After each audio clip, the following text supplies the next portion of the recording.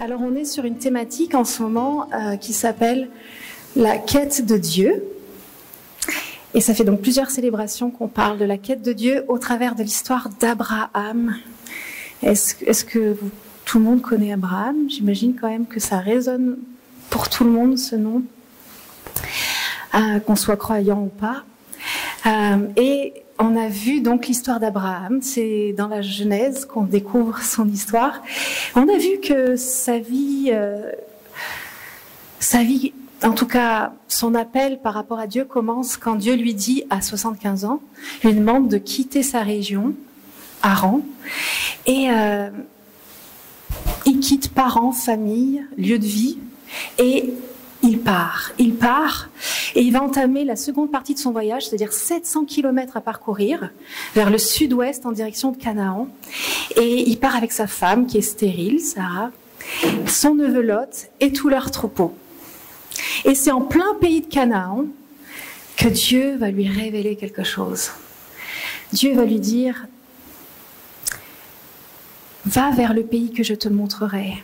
Je ferai de toi une grande nation, je te bénirai, je rendrai grand ton nom et tu deviendras une bénédiction.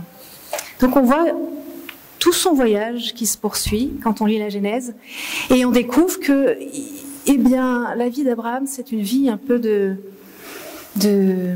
comment on pourrait dire, de pèlerin. Il a un autel pour exprimer sa foi en Dieu, sa confiance en Dieu, et puis il a une tente, il n'a pas de lieu fixe. Il n'a pas de lieu fixe.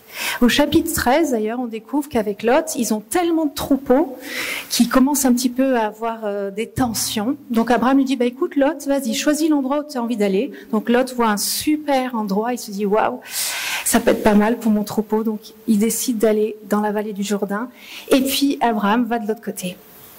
Et puis encore, quand on continue à lire la Genèse, et ce qu'on a vu un peu la dernière fois, c'est que Dieu dit à Abraham qu'il a envie de faire une alliance avec lui.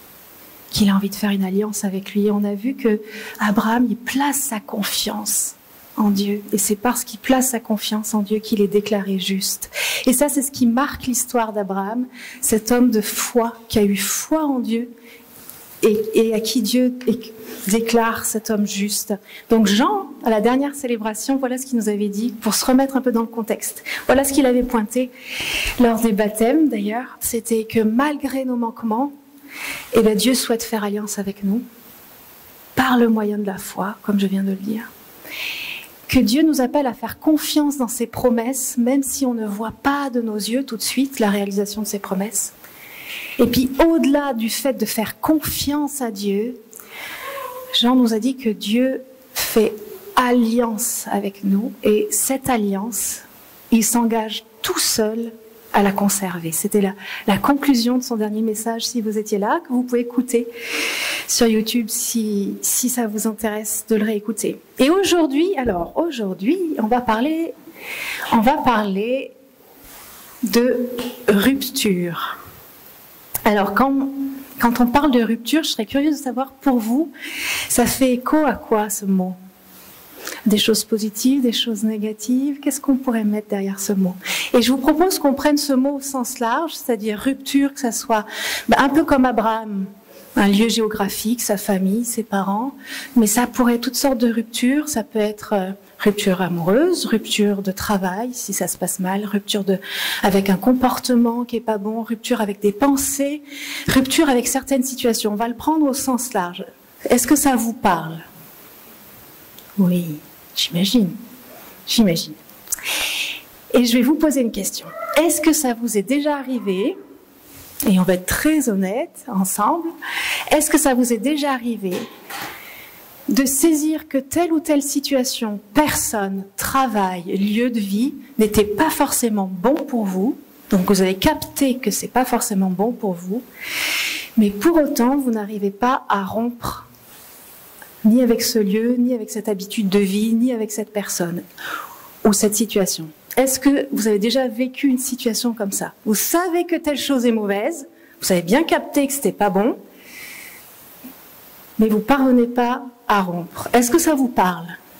Enfin, moi, ça me parle en pleine situation. Est-ce que vous, ça vous parle? Je suis pas toute seule. Non.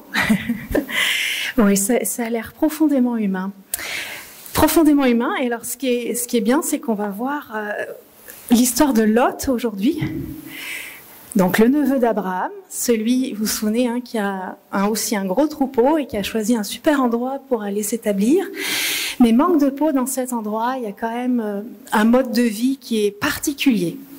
Et donc, sans doute, qui capte que ce mode de vie, ça pose problème, mais on va voir qu'il a du mal à rompre avec ce lieu.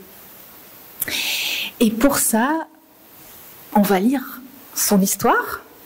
Alors, c'est un passage qui est assez grand, c'est dans Genèse 19, mais on va découper en deux pour que ça soit agréable à découvrir. Et on va découvrir son histoire et ça va vraiment, je vous invite, ça nous amène à réfléchir pour nous-mêmes. Pourquoi nous aussi, on ne parvient pas à rompre avec certaines situations. Je vous propose qu'on ait ça en réflexion ensemble cet après-midi. Alors, on commence la lecture de l'histoire de Lot et je vous propose que pendant que je lis l'histoire, vous puissiez vraiment visualiser, avoir le film devant vos yeux. D'accord ? Vous scénarisez avec moi ? On part avec Lot ? Ok, il est dans la vallée du Jourdain, dans une ville qui s'appelle Sodome. Ok, c'est parti. Le soir, les deux anges arrivèrent à Sodome. Lot était assis à la porte de la ville. En les voyant, il se leva pour aller à leur rencontre et se prosterna face contre terre. Il leur dit : « S'il vous plaît, mes seigneurs, acceptez de faire un détour et de venir loger dans la maison de votre serviteur. Vous pourrez vous y laver les pieds et vous y passerez la nuit avant de poursuivre votre route. » « Non, lui répondirent-ils, nous passerons la nuit sur la place. » Mais Lot insista tant qu'ils finirent par accepter de se rendre dans sa maison. Il leur fit préparer un festin et cuire du pain sans levain, et ils se mirent à manger. Quand ils furent sur le point de se coucher, la maison fut encerclée par les gens de la ville. Tous les hommes de Sodome, jeunes et vieux, étaient venus là, du bout de la ville. Ils appelèrent Lot et lui demandèrent : « Où sont ces hommes qui sont venus chez toi cette nuit ? Amène-les. Amène-les-nous pour que nous entrions en relation avec eux, que nous couchions avec eux. » Lot sortit sur le pas de sa porte et referma la porte derrière lui. « Non, mes frères, leur dit-il, je vous en supplie, ne commettez pas le mal. Écoutez, j'ai 2 filles qui sont encore vierges. Je vais vous les amener, vous leur ferez ce qui vous plaira. Mais ne touchez pas ces hommes puisqu'ils sont venus s'abriter sous mon toit. »« Ôte-toi de là !» lui crièrent-ils. Puis ils ajoutèrent : « Voyez-moi cet individu, il est venu ici comme un étranger et maintenant il veut jouer au juge. Eh bien, nous t'en ferons voir plus qu'à eux. » Puis ils poussèrent violemment Lot de côté et s'approchèrent de la porte pour l'enfoncer. Mais les 2 hommes venus chez Lot se saisirent de lui, le ramenèrent vers eux à l'intérieur de la maison et refermèrent la porte. Ils frappèrent d'aveuglement les gens massés à l'entrée de la maison, jeunes et vieux, de sorte qu'ils n'arrivaient plus à trouver la porte. Vous voyez la scène ? Ok. Donc il y a des tas de gens aveugles devant la porte de Lot et on s'arrête là. On lira la suite après. Donc peut-être première chose qu'on peut se dire, c'est que parfois, comme je disais dans l'intro, nous pouvons nous retrouver prisonniers de nos choix et bien que conscients des conséquences, incapables de nous en libérer tout seuls. Alors, Lot a choisi de s'établir là-bas. Pourquoi il a choisi de s'établir là-bas ? Alors, il faut savoir que Sodome et Gomorrhe, en fait, ça comprend 5 villes qui sont dans une vallée.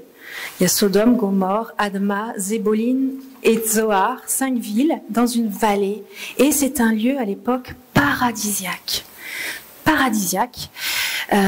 Lot, c'est écrit dans Genèse 13, quand il a vu ce lieu, il s'est dit « Waouh !» Lot leva les yeux et vit que toute la plaine du Jourdain était entièrement arrosée. C'était comme un jardin de l'Éternel, comme l'Égypte. Donc je pense qu'il a eu un coup de cœur et il s'est dit j'y vais pour faire prospérer mes affaires et mon troupeau, ce qui est assez logique. Mais du coup, quelle relation Lot entretient avec cette ville ? Donc on a vu dans le texte qu'on a lu qu'il était aux portes de la ville. Et à l'époque, c'est vrai, être aux portes de la ville, ça voulait dire quelque chose. C'était qu'on avait sans doute des responsabilités dans cette ville, parce que les chefs et les grands, les hommes d'affaires, on va dire, les notables, ils étaient souvent aux portes de la ville. C'était là qu'on pouvait être vu, c'était là où on pouvait voir, et c'était là où on pouvait exercer des fonctions.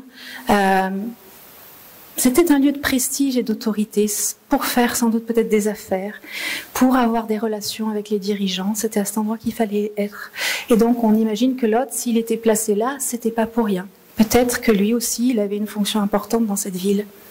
Donc c'est de là qu'ils voient arriver les deux anges.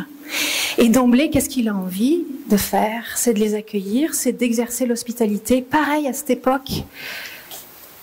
À cette époque, exercer l'hospitalité, c'était aussi lié à l'honneur, au prestige.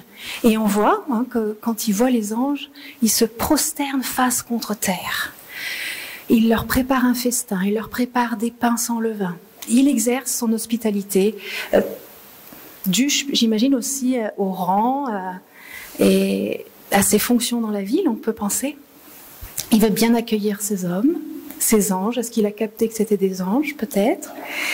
Voilà. Mais comment vivent les hommes de Sodome?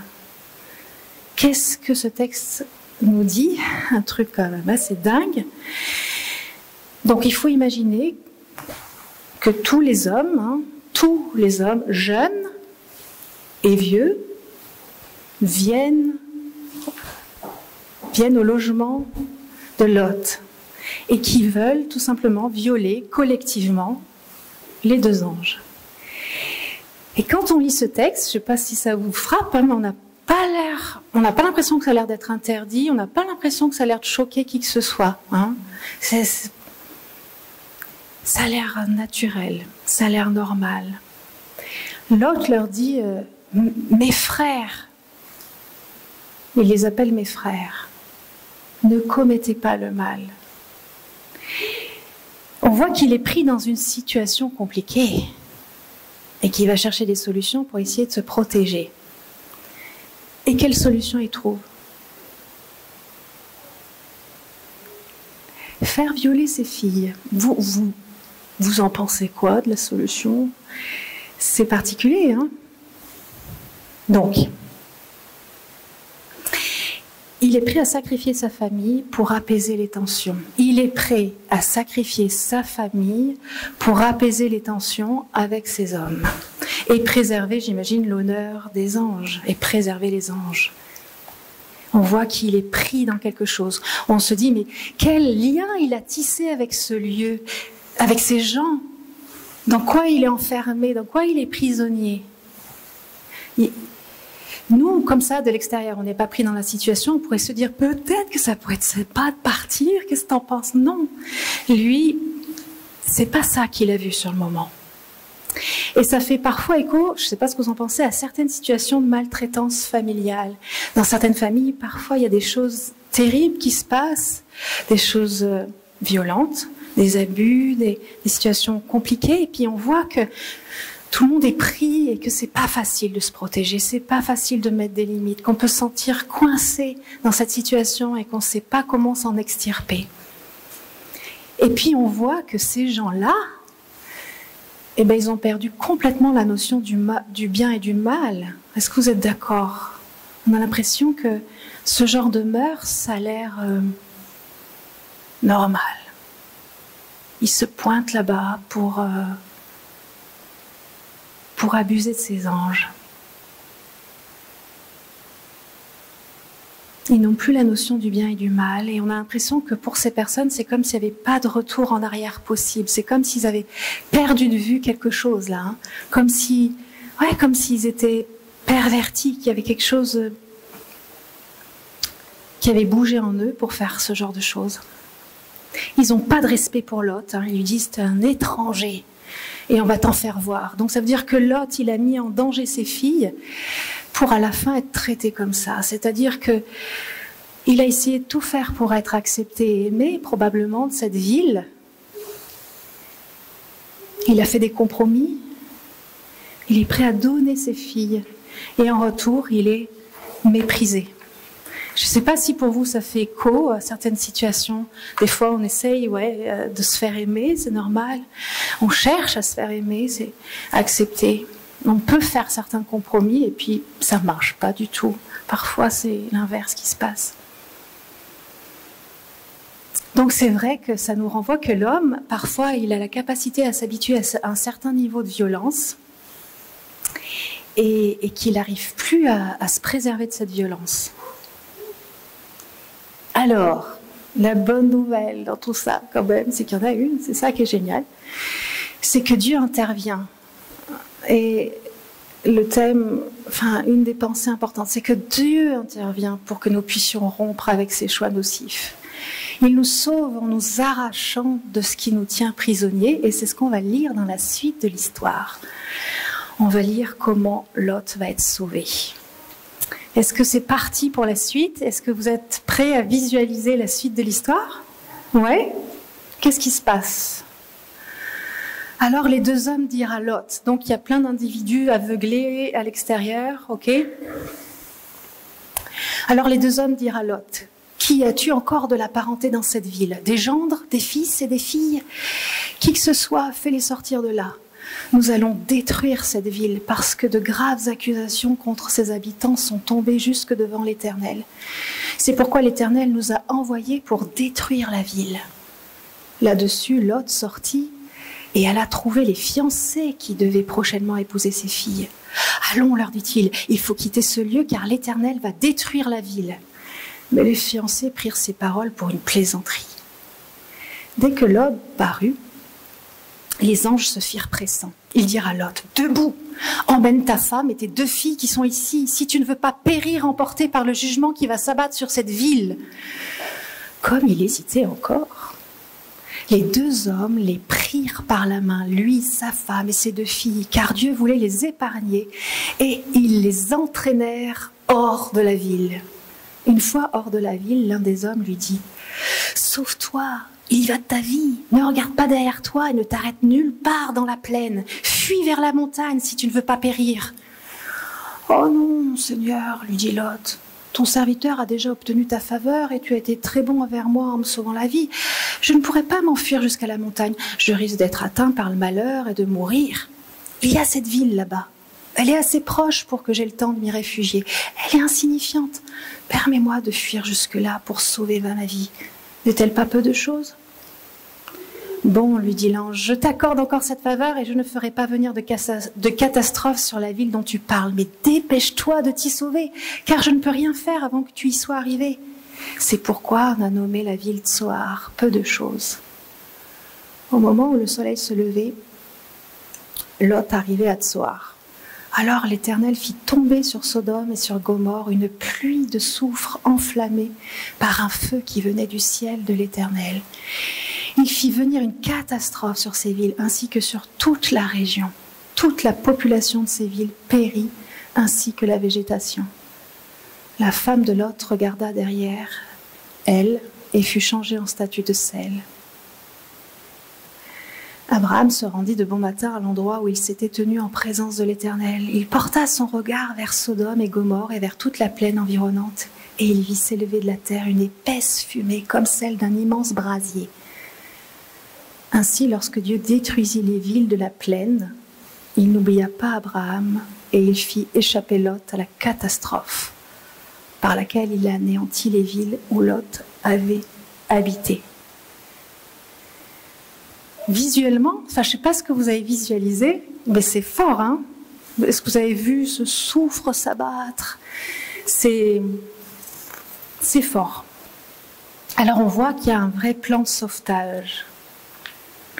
On voit, qu'est-ce qu'on voit? Alors moi, ce qui m'a particulièrement touchée dans cet épisode, j'allais dire, c'est que les anges arrachent Lot de ce lieu. Parce qu'en fait, on sent que Lot, c'est compliqué pour lui de quitter cet endroit. C'est compliqué de quitter peut-être ce qu'il y a construit. Il va même négocier avec Dieu son point de chute. Il lui dit non, pas la montagne, la ville là-bas.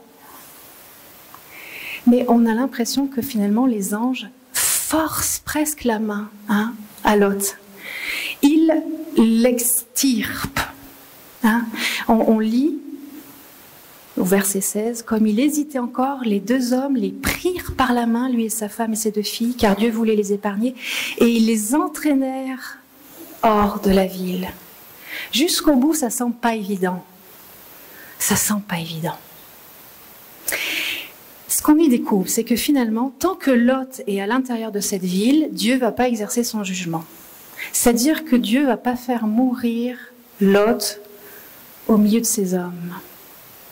En fait, c'est comme si, voilà, il faut expulser Lot avant qu'il y ait un jugement qui tombe.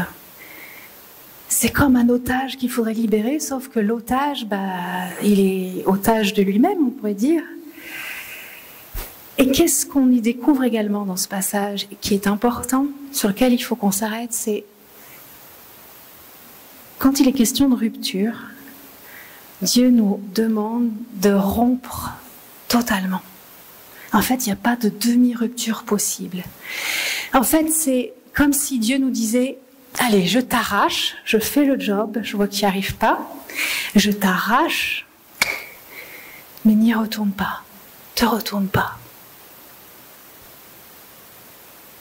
C'est au fond notre responsabilité, c'est comme Dieu qui nous dit, voilà, je veux te délivrer du péché, mais n'y retourne pas. Marche en sainteté. Fuis. Puisqu'on voit que la femme de Lot, elle s'est retournée et elle a été changée en statue de sel.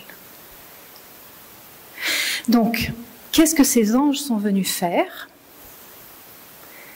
Ils sont donc venus exercer un jugement contre cette ville. Et ça fait un peu froid dans le dos.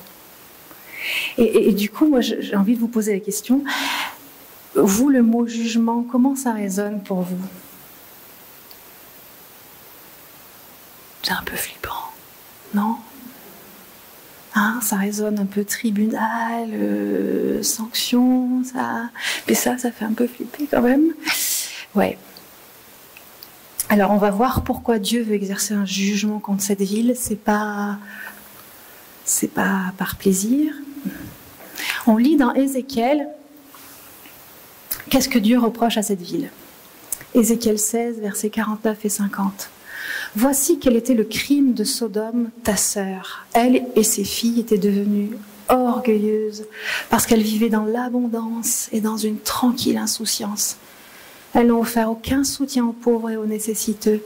Elles sont devenues hautaines et se sont mises à commettre sous mes yeux des actes abominables. C'est pourquoi je les ai fait disparaître, comme tu l'as vu. » Bon, des actes abominables, des choses qu'on voit que Dieu peut plus soutenir, quoi. Sodome, ça veut dire qui brûle, et Gomorrhe, ça veut dire en hébreu submersion. Donc c'est un jugement qui prend le visage de la destruction, quelque chose qui est détruit, quelque chose qui est brûlé.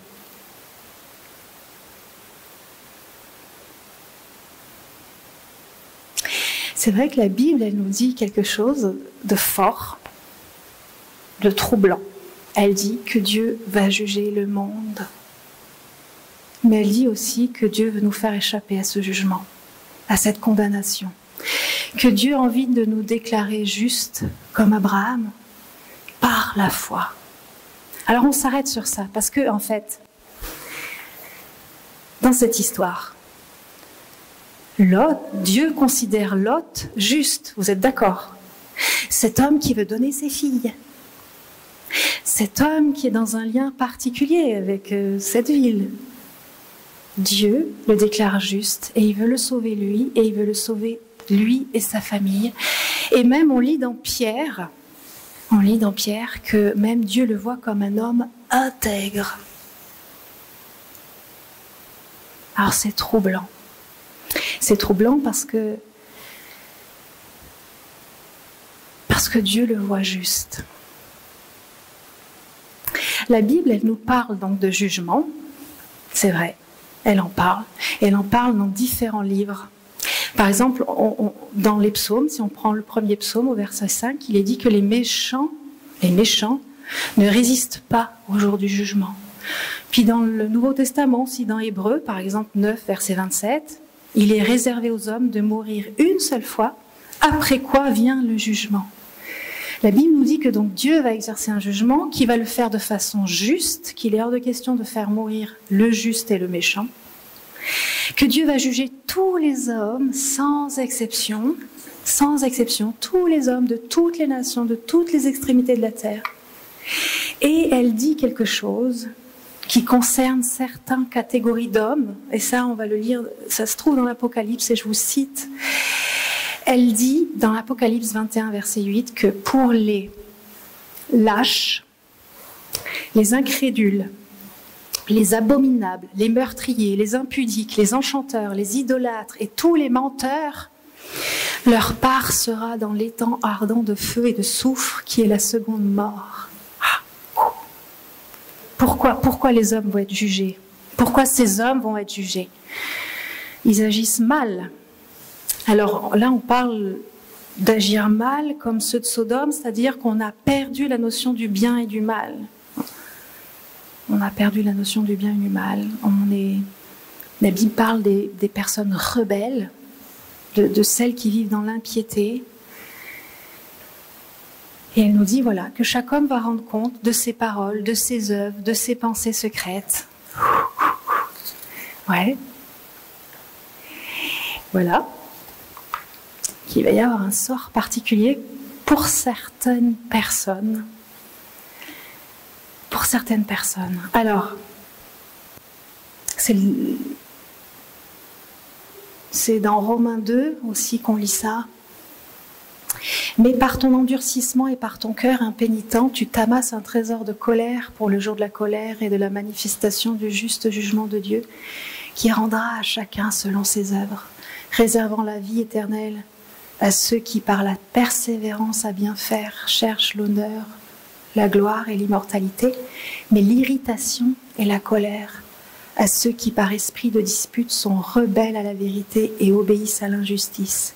Bon, on s'arrête juste qu'on comprend que ceux qui sont, en tout cas, qui obéissent à l'injustice, qui sont rebelles, qui sont animés par un esprit de dispute, voilà, ceux-là, ils vont avoir un sort particulier. Alors, bon, ça fait un peu flipper ce passage-là, mais on ne pouvait pas ne pas parler de ça quand même en lisant ce passage. Mais qu'est-ce qu'on y découvre? Pourquoi aujourd'hui on lit ça? C'est pas pour vous flippier, mais c'est pour découvrir au travers de ce passage cette volonté que Dieu a de nous arracher à ce jugement. S'il fallait retenir un geste visuellement, donc vous voyez ces anges qui arrachent Lot. Et Dieu, c'est ce qu'il veut faire avec nous. Et il veut nous arracher et nous entraîner en dehors. Et c'est ça qu'il faut retenir, c'est sentir l'intention de Dieu, l'amour de Dieu dans cet arrachage. Je t'extirpe. Je t'extirpe. Je t'extirpe. Et j'ai aussi fait en sorte que le jugement que tu étais censé recevoir, j'ai fait en sorte qu'il tombe sur quelqu'un d'autre. Et c'est Jésus qui a pris ce jugement. Le jugement est tombé sur lui pour pas que ça tombe sur nous. Et il y a cette bonne nouvelle de se dire, parce que je place ma foi en Dieu, parce que je place ma foi en Jésus, eh bien je vais échapper à ce jugement. Mais non seulement je vais y échapper, mais Jésus nous dit dans Jean 5, 24, « En vérité, je vous le dis, celui qui écoute ma parole et qui croit à celui qui m'a envoyé a la vie éternelle et ne vient point en jugement. Mais il est passé de la mort à la vie. Il ne vient point en jugement. »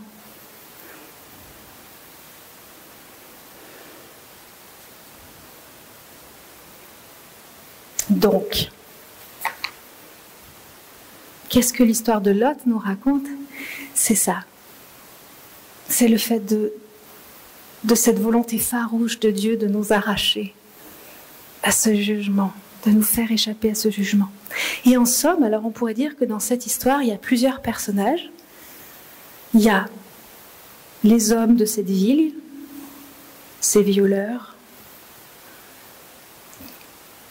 qui ont perdu toute notion de bien et de mal.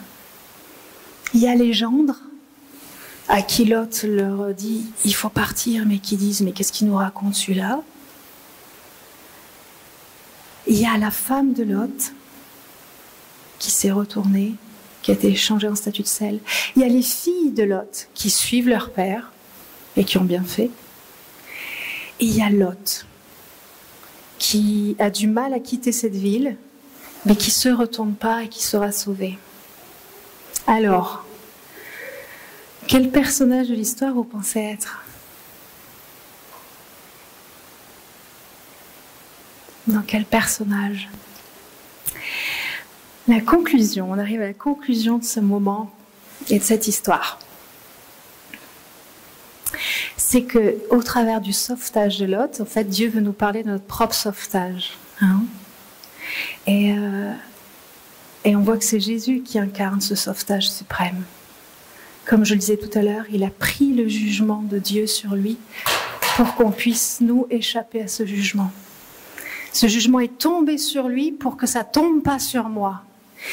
Et c'est là qu'on arrive au dénouement de l'histoire. Et s'il fallait retenir une chose, ça serait ce que je vais vous dire maintenant. C'est ce que moi j'appelle la dinguerie de l'Évangile. Sous-entendu, le truc fou de l'Évangile.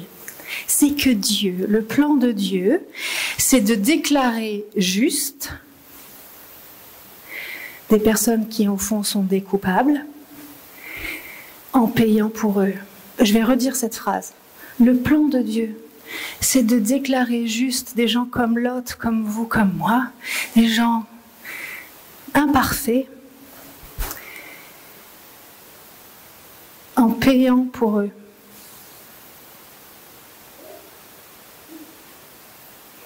Et ce qu'il nous demande en retour, eh bien, c'est de lui faire confiance, c'est effectivement de le suivre et de ne pas nous retourner, bref, de rompre.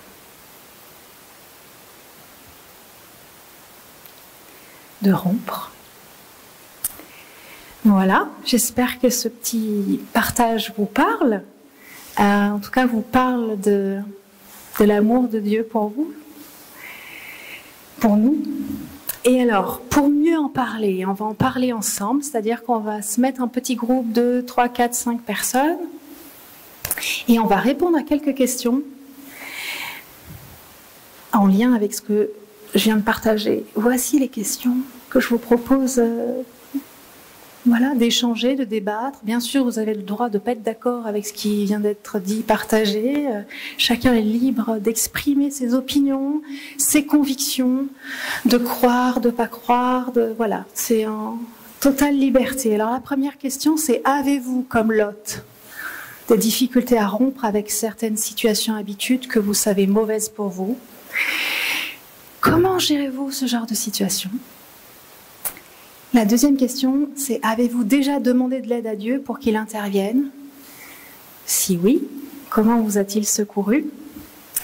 La troisième question, c'est: auriez-vous envie aujourd'hui que Dieu vous arrache à certaines situations?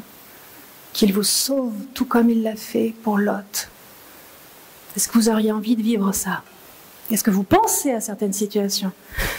Et si oui, et que vous sentez la liberté dans votre petit groupe d'en parler, eh bien, on a la possibilité de prendre un temps pour prier pour ces situations, si vous le souhaitez. Il y a la possibilité de confier à Dieu toutes ces situations compliquées de nos vies où c'est compliqué de rompre. Voilà le programme. Et bien, je vous propose qu'on se mette en petit cercle et puis qu'on échange, si ça vous va. Let's go.